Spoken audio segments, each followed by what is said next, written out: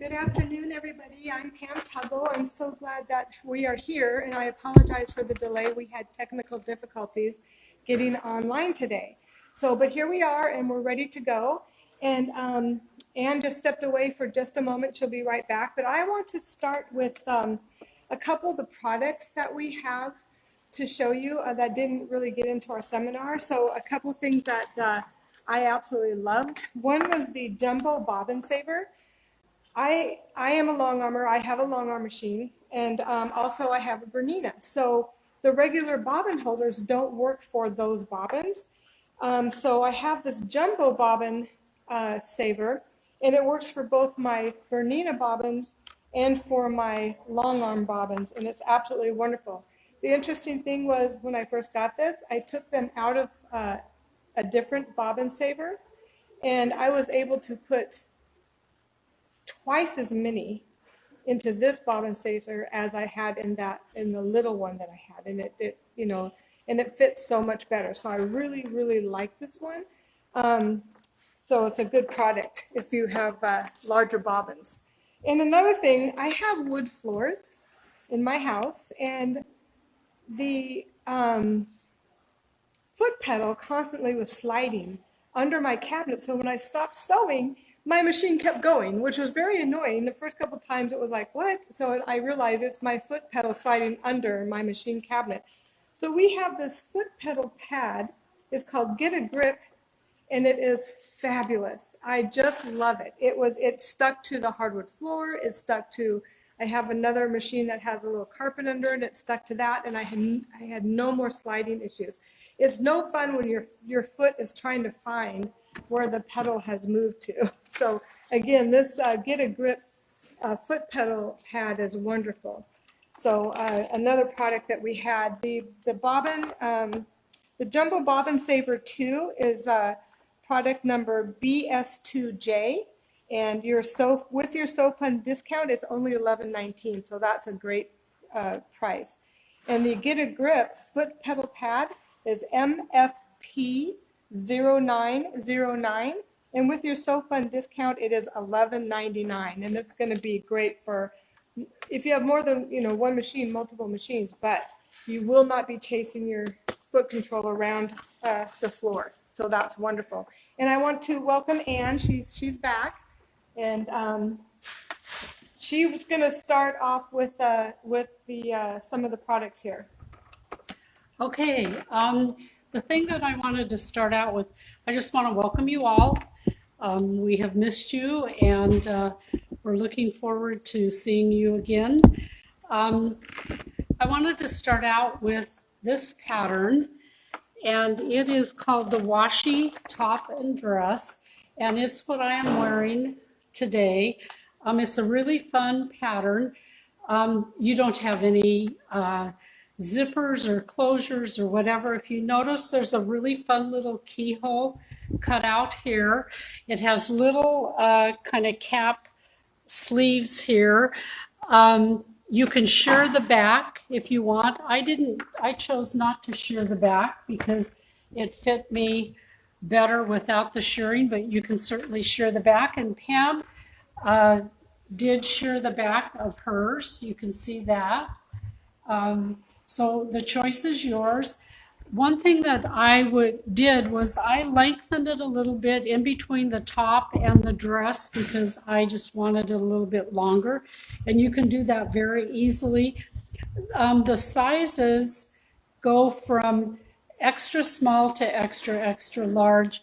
The instructions and the diagrams are great. This makes up really fast.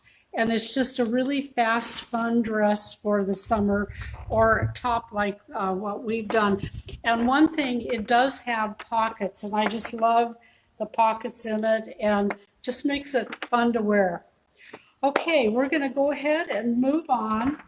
And we're going to talk about some of the fun purses that we have for you today. Purses are so popular right now. And we're going to go ahead and start out with, Pam's going to tell you about the Sophie Tote Bag and what you need to make for that. The Sophie Tote Bag was so much fun to make. Honestly, you guys, it was less than 2 hours, start to finish. So you have, it's kind of like paper piecing, as quilt as you go. So you have the pattern, and if you can see, there's lines on the pattern.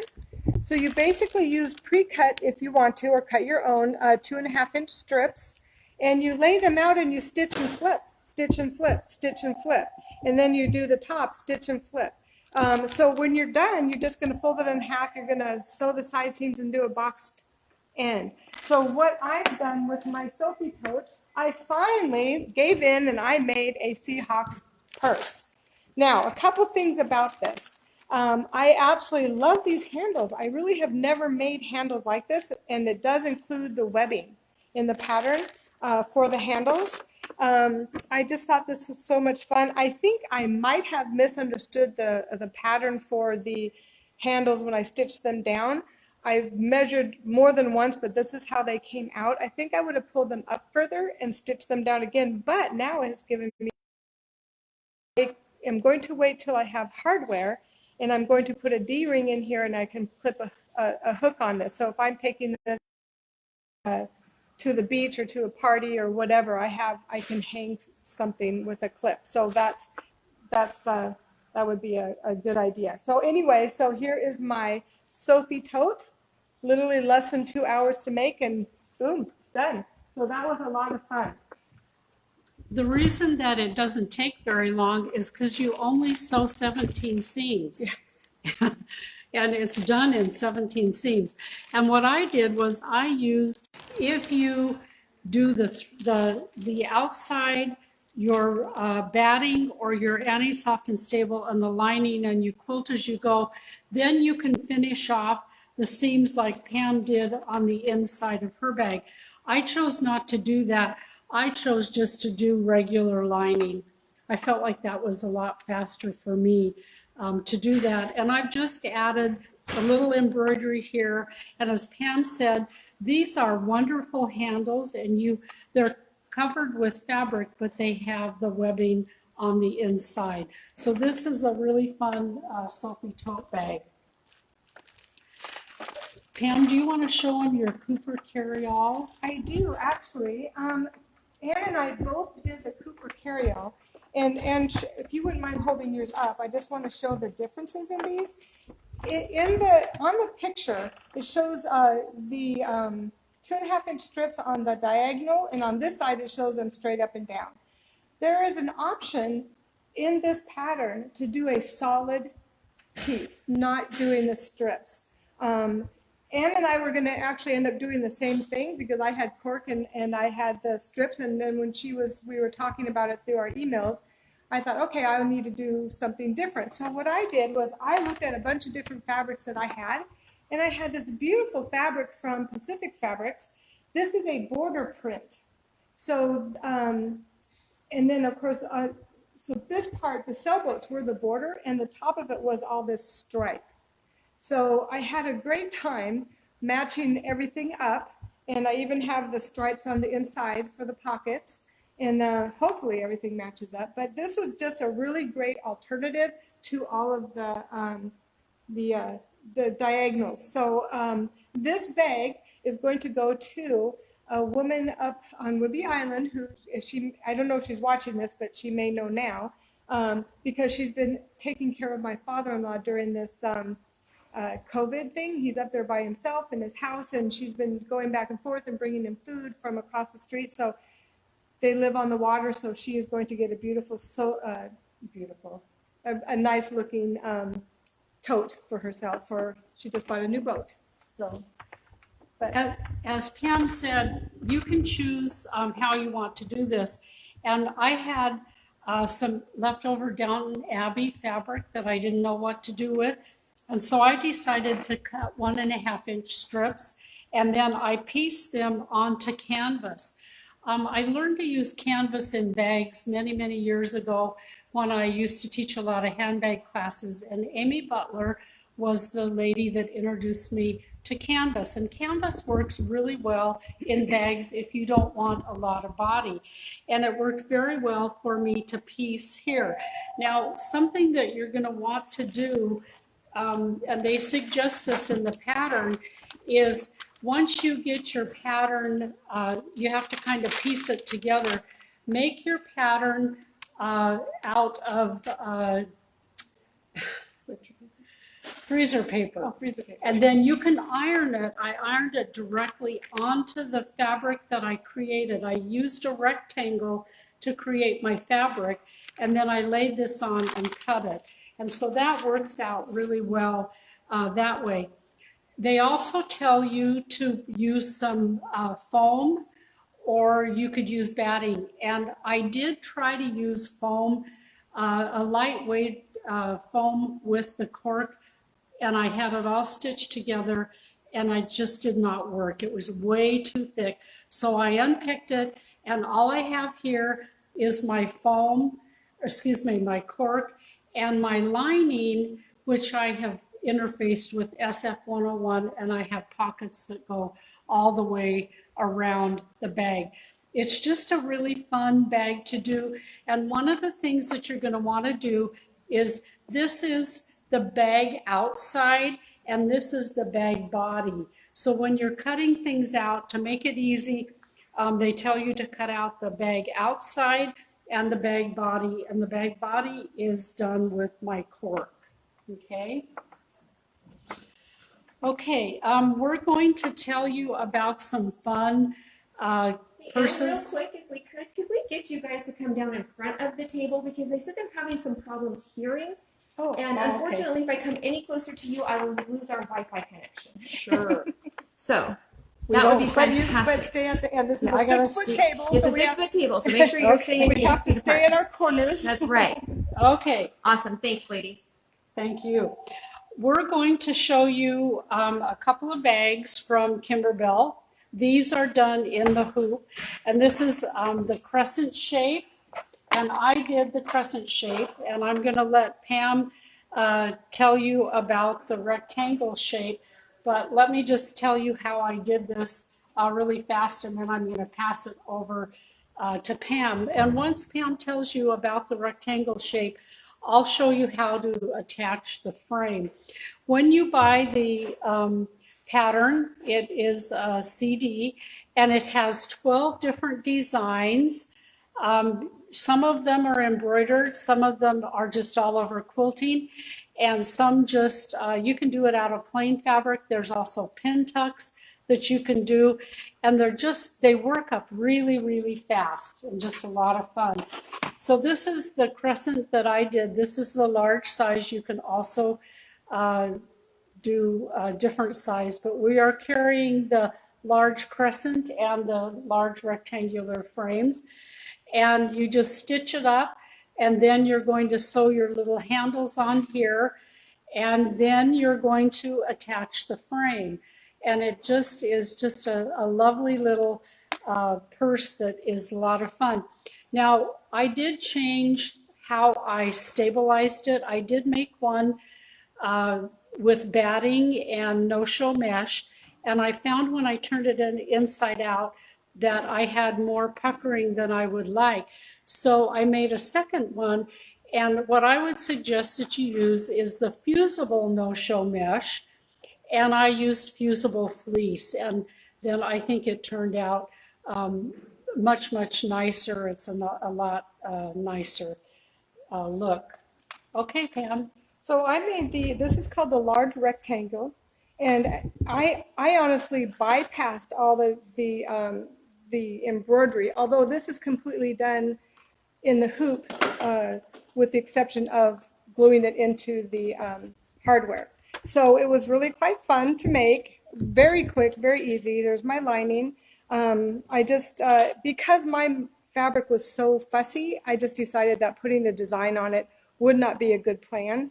I am going to be making some more of these for a wedding that's coming up, and they're going to be for the bridesmaid and the brides for their clutch, because it's such a perfect size. And it does have the little place on the hardware to put the chain if you wanted to. So again, very fun. Now, as far as putting the hardware on, and Anne's going to show you how, it was not difficult. It was difficult at first, and then I decided to press my fabric, and I pressed it down. I did use no-show mesh, and I did use just an 80-20 batting, so it's not super thick. And then there is a cording, so I was able to put the glue in, slip it in, and then the cording, and then it's crimped. So I will let Ann tell you about that, but these again are very versatile, great little gifts, and fun to make. Okay, I embroidered this on some Kimberbell leather, and I didn't stabilize, well, I did use the no-show mesh, not the fusible, but just regular no-show mesh, but I also floated a tearaway stabilizer, and I think that helped the embroidery designs. The first time I did the first design, I didn't have any stabilizer underneath. I didn't float any, and then I thought I better. And you can see it just really turns out very, very nice and very flat. One of the things that I did was, because the lining kept popping up when I tried to put it into the frame, I just did a stitch right along the top to make sure that that lining was not popping up. And so what you're going to do is you need some glue, and I just used tacky glue. You're going to need a flathead screwdriver. You're going to need a pair of pliers. You're going to need the cording, or this is just kind of a paper cording that you're going to insert into the frame. And so what you'll do is you'll take, and I've got one side that I've already glued on. This side, I'm going to just put, this is kind of probably hard for you guys to see, but you just put a bead of glue in here, and then you're going to just take your frame and you're just going to lay it up in there. Now, I found when I was doing this, I found it was easier to keep this frame in place if I used some of my Wonder Clips like that while it was drying. So once you get that up in there, then you're going to take this cording and you're going to put it inside here, and you're going to take your flathead screwdriver and you're going to push it in, and then everything is glued in place and you're ready to go. But I did find that it was easier if you had the little clips to hold your frame in.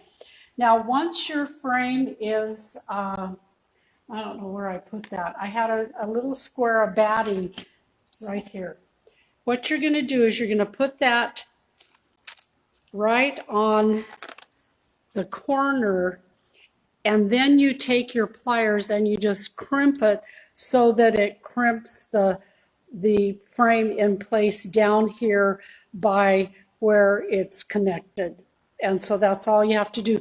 By the way, if you are interested, Kimberbell has some wonderful videos on the bags and on how to put the frame on. So if you can't remember how we did it here, go to their website, or actually go to YouTube and put in Kimberbell Clasp Purse, and you'll see the video and how easy it is to do that. Okay, we are going to go ahead and move on, and I'm going to show you something that I made for young moms, and then Pam, you're going to show something that will keep us warm and toasty. Okay, so what I did was I did a diaper clutch, and it is from Annie's, and it has a changing pad that goes right with it. Let me show you. It's called Changing Station, and you need some fabric, obviously. You can choose to use PUL fabric, and I'm going to talk to you about that in just a second. Some Annie's Soft and Stable, some mesh fabric. And by the way, when you are stitching mesh fabric and fabric together for the pockets, make sure that you stitch with your mesh fabric on the top. And then there's some hardware and also some strapping here.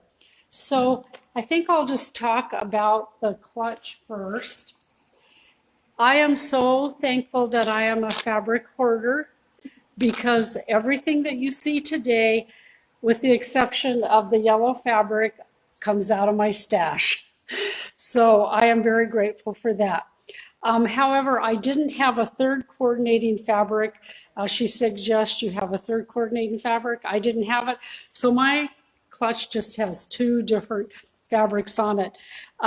Annie's gives you wonderful add-on videos that you can go see how to put the zippers in. And what you're going to do is you're going to attach fabric to the zippers.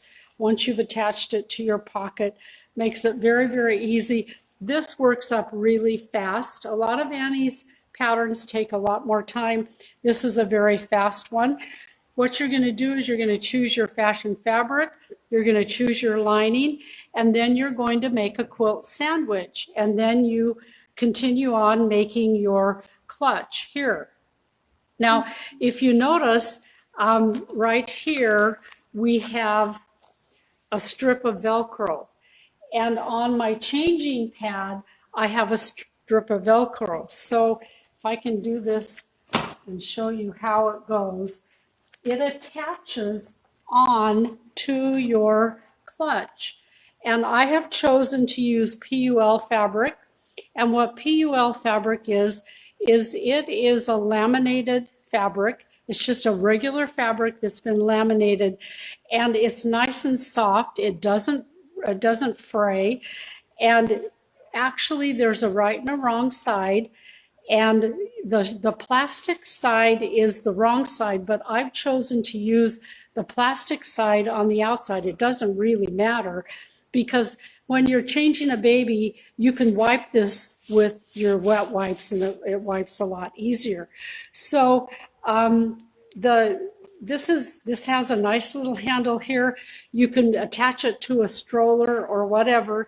And these are so popular. My daughter-in-law uses one of these all the time, and she has two little boys. And once the baby gets a little older, these are so nice. And there's a Velcro closure here. We have a pocket on the outside for any incidentals that you might have. And then there are two pockets on the inside. Now, to do the changing pad, what I did was I took some, and I used what I had. I ran out of Annie's Soft and Stable, but I had some headliner, and so I quilted my fashion fabric to the headliner first, and then they give you a template on how to cut this out. So I cut it out, I quilted it, and just cut this out. Then I laid my PUL fabric, because they say that needle holes are not good for PUL fabric, but if you put it in the dryer for 30 minutes, it seals those holes up. But I didn't want to quilt.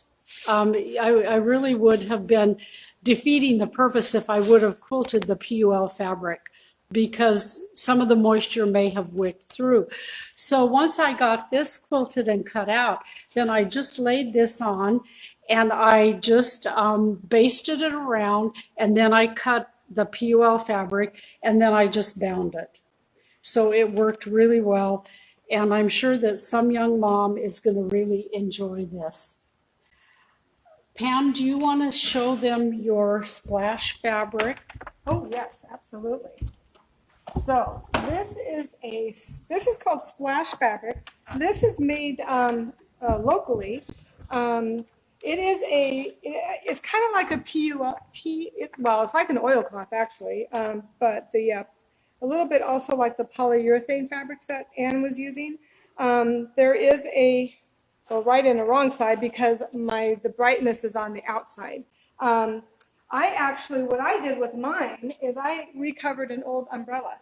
So this was so fun to do, and it was so easy. So this was definitely an old umbrella. I literally squeaked out exactly what I needed out of 1 yard of fabric. This is a 1 yard cut.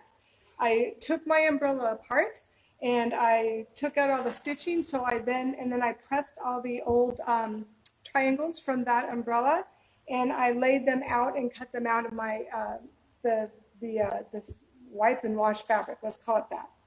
It's called splash fabric. And then I used my serger. So I used a 3-thread rolled edge, and I put them all back together, because there was a specific machine that was used, and to seal the seams in the original umbrella, and I couldn't do it that way. So it was very small seams, and I needed to continue with that. Otherwise, I would not be able to fit this back on. I also cut out some new circles, and on the inside there is also a circle that covers up any of the holes, because when you sew it back together, the hole is about this big and it would just slide right out. So having the extra circles to put it all back together worked. But anyway, so recovering an umbrella is really fun. It's really easy. It didn't take any time at all. So this is the umbrella that I made from that fabric. Anyway, so yeah, that's what I have. Very, very cute. Yeah, thank you. So I love it. And you have something for your grandson. I do. Actually, this fabric here comes in 1 yard cuts, and it is a food safe laminated fabric. And guess what? It is local. The lady that does this is from Seattle. And so we love to support our local businesses. It's 100% cotton laminated. It's spill proof. You can wash and wipe it. It's food safe. And they said you can also iron it if you need to, but I would put a press cloth with a very low temperature on your iron and a press cloth over it. So what I did with the food safe fabric is I decided to just make a little lunch bag. This is just out of my head. If you want ideas, just look for patterns that you can use, and you can embroider on it. And I did, for my dream machine, I did a little Mickey head because my little grandson that's 4 loves Mickey. And you open it up, and this is all food safe inside here. And so you can make snack bags out of it. You can make sandwich bags out of it. And it is eco-friendly. So that is our splash fabric. Pam, do you want to show them what you did out of the Sew Outdoor Living book? Yes, absolutely. This was so much fun. This Sew Outdoor Living book, everything in it, it was very hard to choose what to do. But I'm a grandma, so I chose based on what I thought my grandson would absolutely love. He is now 13 months old and walking. And I may have overestimated his artistic abilities, but that's okay because I think that he's Picasso. So anyway, what I made was, on the floor here you see these are the beanbag stools, and they're very simple to make. The pattern is in here. I actually made a pattern out of my Swedish tracing paper, and I was able to match my stripes. So, and it does have a zipper. I have actually stitched that zipper closed because, again, he is 13 months old and I don't want him to find that zipper and then have his mom have to pick up styrofoam pellets everywhere. So this has 2 cubic feet of pellets, and this has 1. I made it to go with our teepee. So this was an absolute blast to make. It was so much fun. I was able to order the dowels from Lowe's online. And something very important I want to mention about this, it asks for 75-inch dowels. Well, you can't get them in 75-inch, you can get them in 72-inch. If you want to cut them 75-inch, the smallest I could find was 12 feet, and you'd have to cut them down, and then you would waste the rest of the cut. So I went ahead and decided that they were going to be 72 inches, and it really does not make a difference. So this teepee I took over to my son's house, and I may have overestimated my grandson's artistic abilities. I was really expecting to have handprints and maybe some footprints, but what we did was we basically set him down on the canvas and put a plate of paint in front of him and let him have at it. So it was a lot of fun. That is his artwork. So I did use canvas. The fabric that they show in here is more of a denim chambray, but I wanted something a little bit more stable. So again, this was lots of fun to make, pretty easy. I did do a casing here, and I put some of the rope through it so that I can just pull it tight so it doesn't slide down. This is his little fire pit. You can see he now has a little fire pit to go with that. And something fun that I made out of this book was the picnic mat. So he can put the picnic mat inside his teepee, and it's just, these are just 8x8 squares. And I think it was 8x8. Anyway, super easy to put together. The backing is a $3 picnic tablecloth. So that was so easy. So now he can put this out on the grass and it won't get wet. It won't seep through. He can roll it up, and there's a binding. What do you want to call this? A wrap with a handle on it, so mom can just wrap it up and put it away, or they can put it in their car and use it, on a picnic if they go to the park. So that was again a lot of fun. So I made the picnic mat, the beanbag stools, and the teepee out of that back door, the outdoor living book. So, and show them what you made out of the same book. There's so many things to choose from. I wanted to show you, I hope we can get a kind of a close-up picture here. This kind of caught my eye because I have so many mismatched old grungy pots out in my yard, and I have lots of fabric. And so I thought this was a really fun idea to cover some of your old pots. And so I wanted to show you, this hangs by my door, and I usually have 3 terracotta pots in it. And so I decided that I would just use some scraps and make the pots. And the pots have a casing on the bottom and the top, and then you can put ribbon or whatever you want through it. Now, this was the first one that I made, and I followed the instructions. And what you're going to do, and I have a little visual here if I can find it. You're going to take a rectangle of fabric and you're going to make it about 6 inches longer than your pot. Okay, and about 2 inches wider than your pot. And then you just do the casing. And I felt like the casing was too small here. Of course, you don't have to pull it tight. So on the second ones, I cut down the measurements. And I think I kind of like this a little bit better because you have more for your flowers to come out.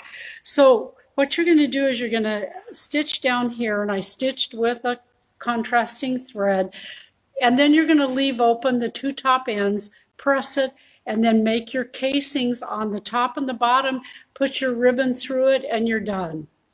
And so I think it's just a great idea, and I thought it was just perfect because not all the time do I have plants in this. I just have pots sitting there. Any of you do that? Okay, so that's one. Yes, because my plants live longer when I do that. Yeah. I don't feel so bad. This was the bottle tote, and I really like it. It's just simple, easy to do. And what I did was, if you guys recognize this fabric, it's laminated fabric, probably from about 6 or 8 years ago at Pacific Fabrics. And I thought, what a perfect fabric for this bottle tote. You can put 2 bottles of your wine or your cider or pop or whatever you want, and it is permanently stitched together so that you have the divisions here for your bottles to fit in. Now, I have to tell you that I had some misgivings about using everything out of my stash. But you know what? When you have to use everything out of your stash, you just make it do. I'm so used to being able to go to the store and get exactly what I want. Well, I didn't have any webbing. I just had some white. And many years ago, I used to teach classes in ribbon embellishment.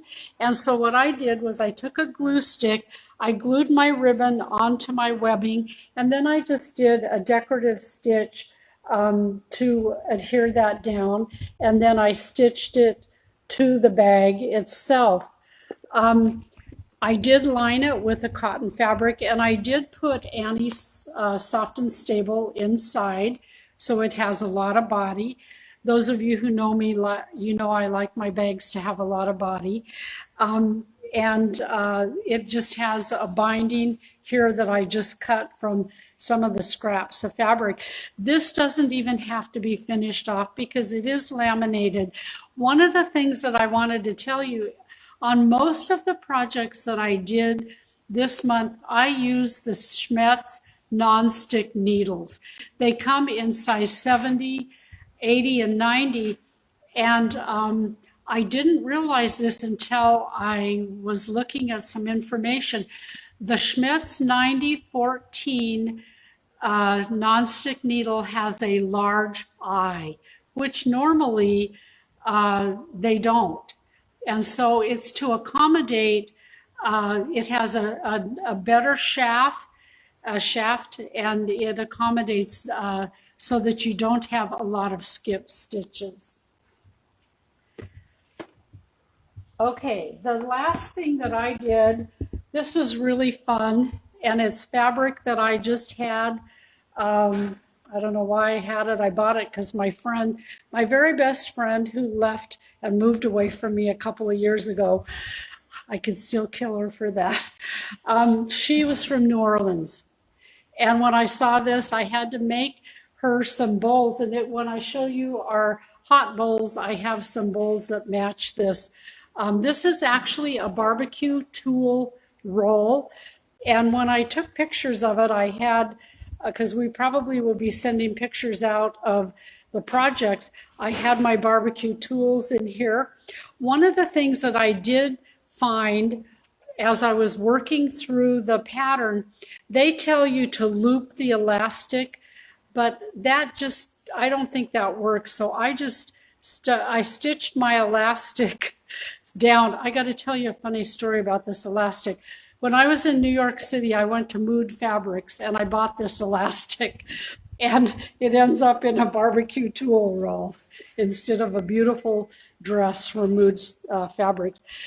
The thing that's nice about flaps over the sharp points, and then it has Velcro stitched here to each side. You've got your handles. I read something that I had cut the handles off of. See, I am using what I have. And then all you have to do is just, let's get that in there. You just put it together like that, and the Velcro holds it, and you can just store your barbecue tools in it. Aren't all of you guys looking forward to fun summer things? I am, and this is one of those things. Let's do our wireframe totes. Yes. Would you like to show them the pattern and show them the ones that you did? Let me grab these down. I actually these were a lot of fun to make. These are very similar to a bag that we did in the past, so it's along the same line. Let me find my pattern here. There it is. So, that's not it. Okay, so we have the wireframe potluck totes. Again, a project in a day, and what a great gift these would make. And you know, to take to a potluck and leave for the hostess. So this one is called the side dish, and it's 10.5 by 10.5. One thing I did do with this that's a little bit different, and I think Anne had sent me an email asking if I had done mine yet, and if I hadn't, to maybe make this particular casing a little bit larger. I did do that, and it made it much easier to get the frame in. So I did it 1/4 of an inch longer at each end, so 1/2 inch on each binding. So basically, there is Velcro here, and then the wired tote, the wired top, I mean, is right underneath that. So that's what keeps that up. So we have these are now washable. So isn't that wonderful? And I did use Soft and Stable in here, but I want to show you something that happened. Again, let's talk about how this particular is so fun, being in quarantine and self-quarantining. You had to use up your stash. So I had little bits and pieces. I had some of the iron-on foam from Bosel, and I had some of the soft and stable. This one I used the iron-on, but I want you to see what happened inside. It's not smooth. It kind of wrinkled up a little bit when I ironed it. And this one was just without the iron-on, and it's not wrinkled. So for some reason, the iron-on kind of scrunched up a little bit, but that happens, I think, sometimes when you iron it. So, and this one is the casserole size, and again, this one I didn't make larger because I hadn't got the email in time, so it was a little more difficult. But it's okay that you want it to be around there tight, not so tight that it bends anything, but tight enough that it stays in place. So again, you have the wire tote. I can tell you exactly when I got this fabric. I got this fabric, well, I don't know how many years ago. I took my kids to the Silverwood theme park in Idaho, and while they were at the theme park, I went over to Bear Paw Quilts and Coeur d'Alene, and I bought this fabric. So this fabric is probably 8 to 10 years old. I hope they're still there because it was just a wonderful little quilt shop. I really liked it. But Anne made the casserole, and she made the bread tray. So those are really nice. And guess what? I just noticed I put my handles on the wrong side, but you know what? Oh, it's fine. I have no problem with it. They fit. As I said, Pam and I did a basket, a wireframe basket, and so we kind of knew what was going on. And you should make the casing just a little bit bigger, like Pam said. And then I'm such a go for the gusto person. I stitch this really tight, this corner right here, because you box the corners. Give it a little ease, because then your casing will fit around. And as Pam said, I used all different colors of Velcro. I couldn't go to the store to get Velcro, and I bought different colors of hanks. So it doesn't really matter. I've got red, I've got blue, I've got gray Velcro in here, and it's just fine. And I love things like this, especially if you're doing something outdoors. You can put whatever you need, your dip or whatever in it, and you can carry it outside. These are the frames that we have. This, as Pam said, is the one side dish tote frame. It's a 10 by 10. This one is a 10 by 14. And then this one is the small tote frame here. And that's what I use on my bread tray. I wonder if I put the handles on the wrong. Actually, I got the handles on correctly on this one. But this one was really tight. Actually, fat quarters. These were packages of fat quarter. I had bought some coordinating fat quarters, and they were all the fat quarters except for this right here was the lining. And you're going to press your corners, and you're going to turn them this way and baste them, and then you just put the binding on here, and you're good to go. So that's a really fun one there.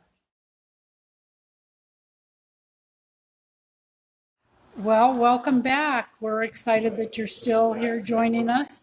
We wanted to call your attention to our beautiful new display so that you can see the products that we've shown you thus far.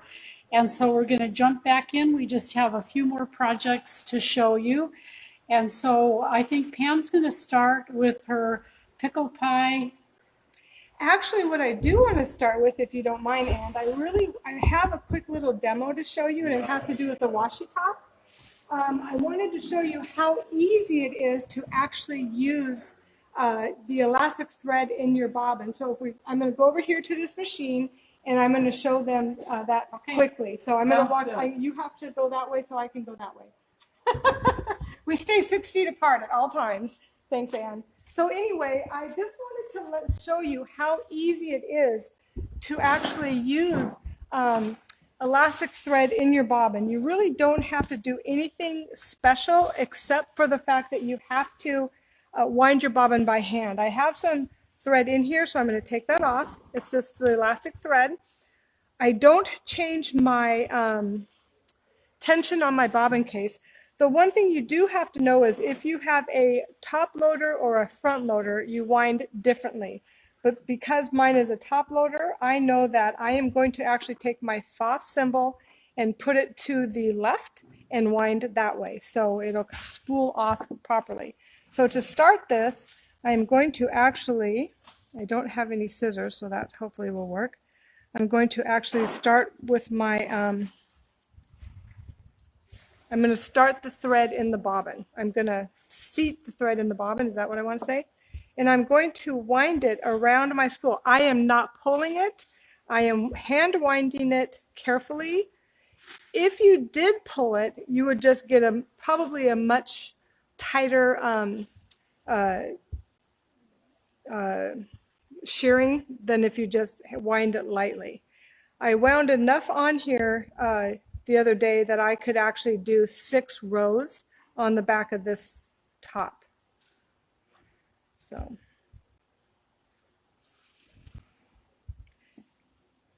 Now, Pam, what's the reason for hand winding this? Because if I machine wind it, there's too much tension, it will stretch the thread too much. And it will probably, by the time I then run it through my tension, it would not work properly.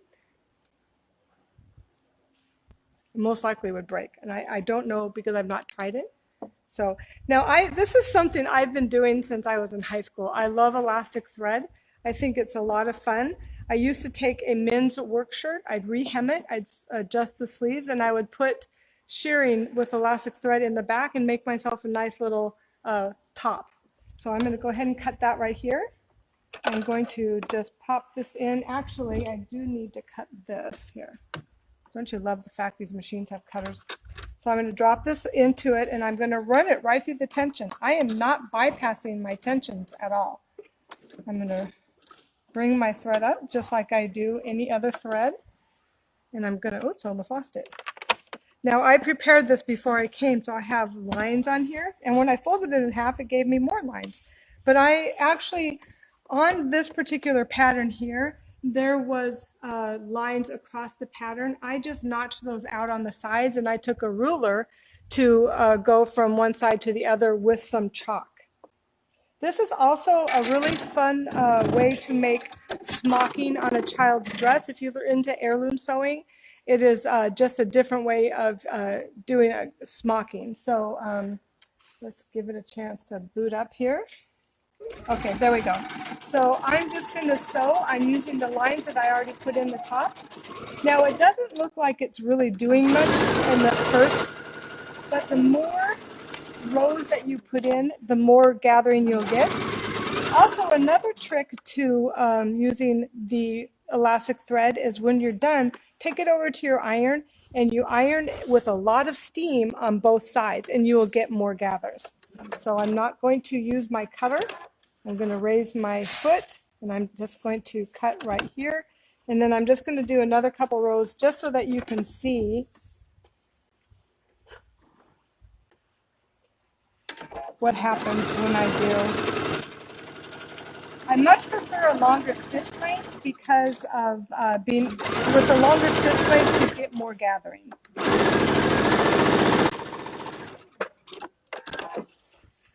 And obviously by pulling this I get a lot of slack in the elastic. So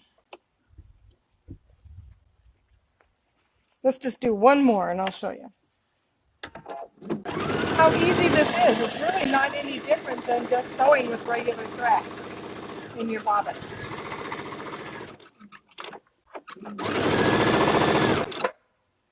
I don't know if the cutter will actually work. Let's give it a try.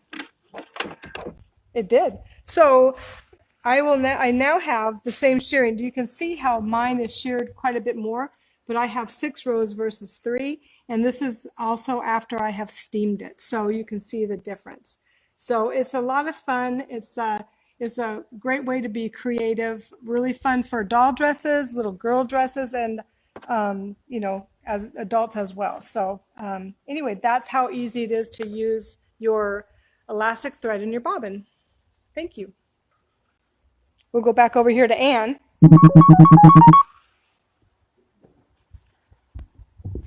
Okay, I'm going to show you some button bolts, and then we're going to finish up with our hot holders.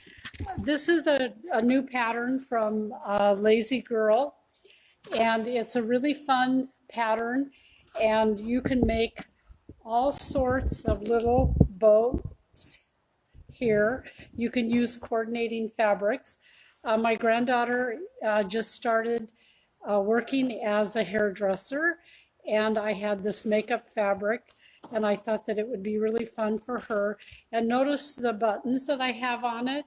These I bought years and years ago from Jane Shrevand, and they are clay. I think she made them out of clay or whatever, but they're hand painted buttons, so I got to use those.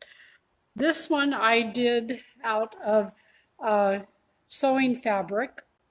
This actually, I don't know where I got this, it came out of my stash, but you can see how nicely they finish off. You're going to use 2 coordinating pieces of fabric. There is just the one size, but I decided I wanted to make one bigger. And I'll probably use this for rolls or whatever, but it's just a fun summer fabric. A fat quarter works really well for these. And what I did was I put the pattern on my copy machine and I enlarged it. But to make the small ones, I made myself a pattern out of the template here. And these are the lines here that you're going to sew the pieces together here. And you can see how they're sewn on the back there. And then I also marked the button placement because I wanted to be able to get them evenly. What you're going to use to do these, you're going to use some stiff stuff. This is actually from Lazy Girl, and it is a heavyweight stabilizer. It is not fusible, so you will need some lightweight fusible web, because what you will be doing is you will be adhering both sides of the fabric to your stabilizer, and it makes a perfectly flat, beautiful finish. The other thing that I wanted to show you, and I don't know if we can get a close-up of this, but whenever I do a satin stitch, I always use the Z zigzag stitch, or we used to call it the Zorro stitch, because it covers much better. Because what happens is you go straight across down, straight across down, straight across down, and that gives you a much better coverage on your satin stitch than just a regular zigzag that goes like this. And then this is a technique that I learned from Marge Woody many years ago when she was one of our consultants. And she would go to the side of the satin stitch with a triple straight stitch just to give it, just kind of bump it up from just a regular satin stitch to one that has a frame on it. And I do have a sample here that I know all the North End ladies have seen this many times, but it just shows how beautiful your satin stitch can be when you frame it with a triple straight stitch. Now, you don't have to have any type of machine to do a triple straight stitch, because most every machine will have a triple straight stitch, and most every machine will have a Z zigzag or a Zorro zigzag stitch. Now, you can store these flat. I've tied mine with ribbon here. All 3 of them have ribbon on them. But you know what else you can use? You can use hair bands and just make a figure 8. And then you just undo it and you can store them flat. So if you're worried about any storage issues, you can store them flat. And you're going to have 4 buttons on each boat. And I highly suggest that you take some tape, some just Scotch tape, the frosted Scotch tape, tape your buttons on, use your button sewing program to sew them on. And there are different settings on your button sewing program. So you can stitch little teeny baby buttons. You can stitch regular size buttons, or you can stitch, these are regular size, or if you've got a big button that has a wider swing, you can adjust for that. I never sew a button on by hand unless it has a shank, because I'm kind of lazy. Okay, the last thing that we have one more. We have the toasties. okay, Pam, why don't okay. yeah, you do your. So we actually have these are really fun. I couldn't remember the name of them, what they look like for quite a while, so I kept calling them toaster biscuits. But this is called Warm and Toasty, and these are little rice-filled bags. These are done in the hoop with the exception of filling it with rice. And so they're microwavable or they're freezable. So you have a little ice packs or little heating packs. And they come in 5 sizes. So we've got extra large, we've got large, medium, small, and extra small. So any size that you want. They look like, Pop-Tarts. That's what they're called. It took me a very long time after I made these. What are these things? I guess I don't eat them enough. But so I realized I did all of these in pink and just did one teal. But again, I used what I had. I used 100% cotton thread. I used 100% cotton batting. And I used 100% cotton muslin on the inside. There is a liner inside it. And the liner has a channel. And again, it's all done in the hoop. It's really quite fun. And then you just fill each side up 3/4 with rice, hand stitch it all together, and you're done. So again, these would be a really great, even a spa kit, to put a small one into a spa kit. So these are really fun to make, and they do look like Pop-Tarts. So go ahead, Ann. Okay, the last thing that we have for you is our microwave hot holders, microsafe hot holders. And there are 3 different sizes. And what Pam was saying, it's really important when you make them that you use 100% cotton fabric, 100% cotton batting, and 100% cotton thread. A couple years ago, I was making some with a different pattern and it just sort of flew out my head. I didn't use 100% cotton thread. I put it in the microwave and guess what? It was just gone. It was not, and it was only for like 2 or 3 minutes that it was in the microwave. So you have different sizes. We have the small size here. And by the way, scraps work really well for these, as do fat quarters. Here is the medium size, and this is for my New Orleans buddy. I'm going to send these to her. One of the things that I found out, I've made many different microwave safe bowls, and I like to make different sizes because I cook a lot of my vegetables in a crock pot, not a crock pot, a crock, ceramic crock in my microwave. And it's so nice to be able to put these under, and you can grab them here at the side, and that's great. Well, some of the ones that I've made through the years, they just fall and become flat. Well, that's fine if you have a dinner plate. But if you really want them to hold their shape, what I did, and they don't tell you to do this, they do have you stitch on the sides, but I also stitched an X in the center. I stitched here and here, and that just helps to give it a little bit more shape. And then all I did was I cut my quilt binding, and I use a 3-inch binding, and I stitched it to the wrong side, flipped it, stitched it to the right side, and then I used the joining method of the full binding because this is a small project, and it works really well to do that, and you don't have to measure anything out. This is the large size, and I'm sure I'm going to find a purpose for this. Again, I stitched the X on the bottom here. These are just fat quarters, and if you want to make any of these as decorative bowls, you can certainly do that you would not put in the microwave, and they suggest that you use a heavyweight stabilizer.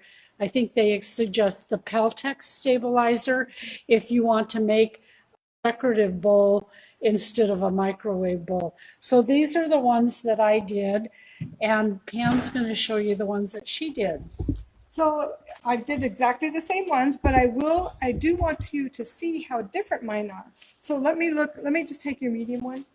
And the reason why, so Anne did do the extra stitches and I did not. Hers are much, I don't know if you can tell, but they're much more stable looking. So I highly recommend that you do that extra stitch to hold it up higher. So I took this medium-sized bowl, actually my larger bowl, and I have a company size vegetable bowl, and I was able to put that in here. Really, it fit perfectly. So my soup bowls fit in here, and they're short, which is fine because the purpose of this is to be able to grab it out of the microwave and keep your hands from getting burned. So instead of grabbing it down here. So these were very fun, very easy to make, and obviously just scraps. Again, make them, just use scraps. So great for gifts. I think the microwave. Yes, thank you for reminding me. One of the things Lori's off camera, so she reminded me of something. Go ahead, I wanted to just say, soup bowls are different than the older soup bowls that we used to have. They're bigger, and so you've got to have something about this size for a soup bowl, or the newer soup bowls aren't going to fit in. I learned that because I've got some of these that are smaller, and my newer soup bowls don't fit in. And you could also just increase your pattern. If you need one in between these two, that's so easy to do. Just add another inch and a half to your pattern. So again, very easy to do. I did want to show you this. This was the picnic mat that I had hanging up on the other wall before we moved, to show you what it looks like when it's rolled up and the wrap is around it. So it's just easy to take, put in the car, and just kind of a nice thing to have on hand when you want to stop at a park, play with the kids, or just have a little picnic. So again, the bottom part, you won't get wet because it's got a waterproof flannel backed tablecloth. So okay, I think that's about it, unless we have any questions. We'll go through them and answer questions that we missed through all the technical challenges. Okay, perfect. Well, thank you for joining us. Pam and I have had a really fun time doing this, and it just shows you that you can use what you have in your stash. And I am so grateful that I've been able to use all this, because guess what? When the store's open, I can go out and buy new stuff. yeah, So we hope to see you in our stores whenever our stores are able to open, which hopefully will be coming up Silverdale and soon. Olympia are open. Yep. Yeah, So Olympia and Silverdale. Hopefully we'll be next. Thank you so very much.